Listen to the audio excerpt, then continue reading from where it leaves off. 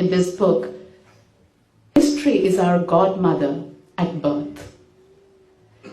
I would like to conclude by making a small reference to something that Prabhakaran said in his very first interview, which, as you mentioned, was to me in 1984, almost a quarter of a century ago.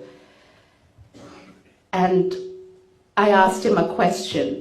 It was the very first interview, so of course I had a whole lot of questions to ask about Jayavardhane, about the conflict, about history, about the armed struggle, about the democratic struggle, so on and so forth. All kinds of questions were asked.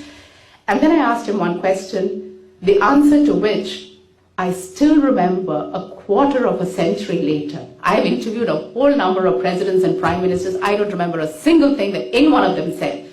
But this is one thing that I cannot forget. And to think, before I tell you what it is, just to think that Prabhakaran was only 29 years old when he said this. After asking all these questions, I suddenly popped this question: who is your friend, philosopher, and guide? Came the answer: nature is my friend. Remember, the LTT is a guerrilla organization that uses the natural terrain to conduct its warfare. So the natural terrain is your best ally when it comes to running away from the forces, is your best ally when it comes to surprise, ambush, taking on your enemy. He said, nature is my friend.